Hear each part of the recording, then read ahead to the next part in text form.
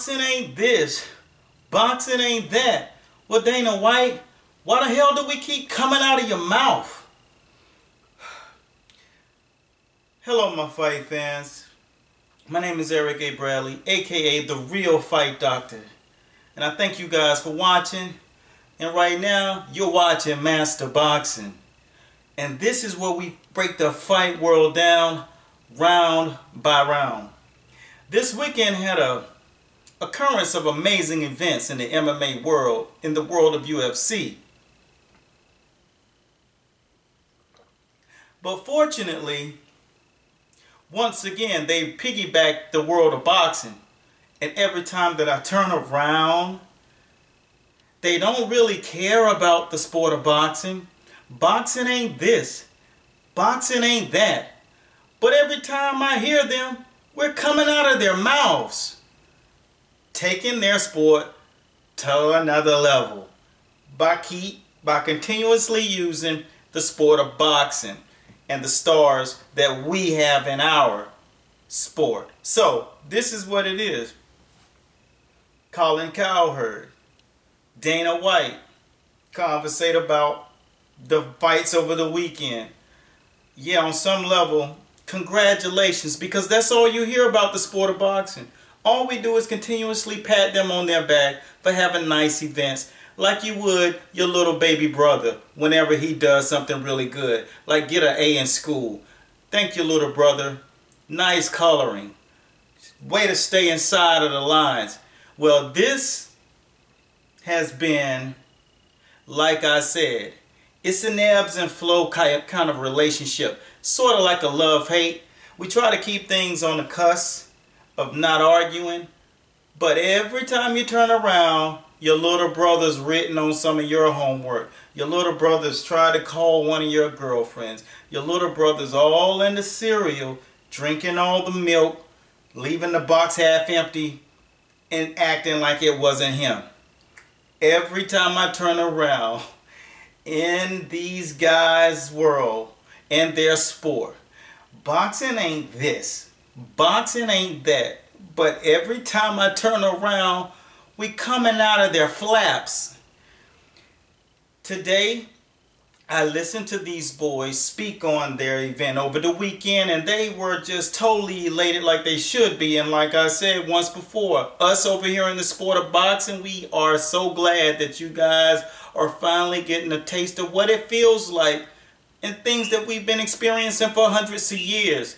Welcome to the prom. There's lots of beautiful women with nice looking dresses here. Hoorah! Get it popping while you're here. As I take a break and go into the next thing, the fighters over the weekend. Once again, the Mayweather curse is apparent. Conor McGregor, brash, bold, smart, intelligent young man, is going to go a long way in sports if he knows how to keep the balance. Got it handed to him over the weekend. As I said, what happened? Like I said, if you watch my show, I break these things down. Why does he always position himself to be in these situations? And when I say him, I'm not talking about Conor McGregor. I'm talking about Dana White, because they want to use boxing's superstars to piggyback off of them so they can have their names and their fighters in the same conversation at the same level. So what it is they take these guys who got a lot of hype, they build them up and market them, get the most out of them. But they take fighters like Diaz, and he even made reference to it at the press conference, and they leave them on the back burner. Why? Because they're not marketable. But he's blazing everybody that you put in front of him. That's what that sport is namely on. They're focusing on just marketing the product. When you got fighters, real fighters, they fight everybody. Danny Garcia in the sport of boxing fought all of them coming up. Mickey Ward, Arturo Gatti, fought them all. When you say that boxing isn't where it used to be, when we are absolutely whipping through social media, whipping through the internet, ripping through television, PBC is taking over television. HBO, Showtime, the last time I checked, they all lived off of the boxing game. And Dana White is trying to infiltrate these things. I wanted to keep it cool. I wanted to keep it calm. I wanted to be collect. But the thing about it is, I can let you sit back there and talk, but I'm not going to let you bash my sport. Especially when we contribute so much. And I got 3 generations in gangsterdom in this sport. So it's not going down like that. So if you got this post and you listening to it, what you need to do is make sure you get this to the closest person to Dana White or Colin Cowherd that you can find. Because these boys are going to do a lot of things in their careers. But get away with bashing the sport of boxing is not one of them. Because I'm vocal, I'm brash, intelligent, good looking, and I can do it all, baby. Trust me, that's why I'm blazing back. We are not going to sit back and let you talk about our sport.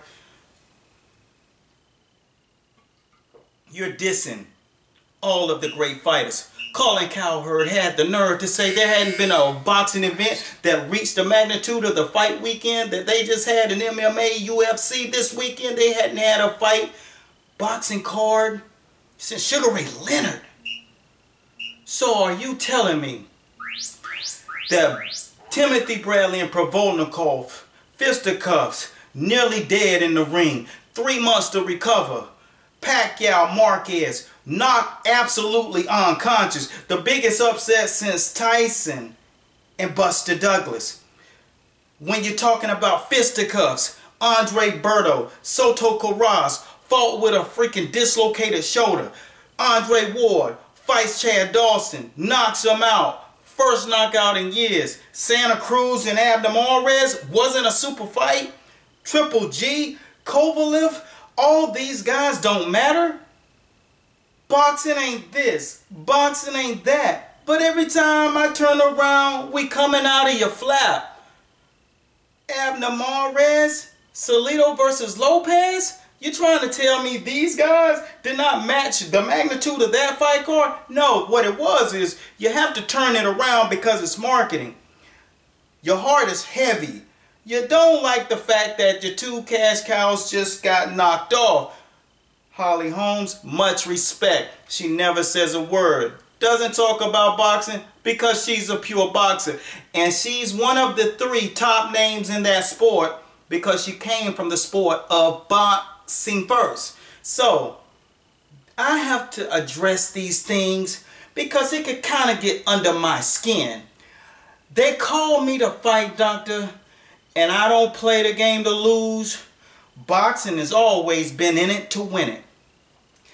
Colin Cowherd, the ultimate person who depicts those guys who pretend to be fans but really just fanboys, had the nerve and audacity to say that boxing has not reached that cachet. Woo! So, when you think about this and you want to say that, just don't keep letting boxing come out of your flap. If we so boring and we so stale, Floyd Mayweather took the game to a different level. When it comes down to marketing, he was the cash cow. No matter who you go get, they will never reach those numbers. So sit back and be envious and hate on the game. But boxing always reigns, baby. All I had to do is say this to you because I know you boxing fans are listening to me. And I know you'll get this across to some guys from UFC. But what I want you to do is to pass this on. Because I want to hear Twitter, Instagram, Facebook. I want this to continuously get passed on and on. So share the post because we about to bust them in the face. Boxing. Then UFC. And that's how it always will place.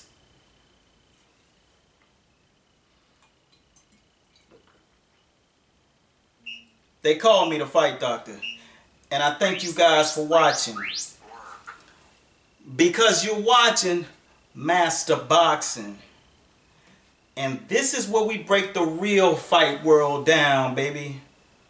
Round by round.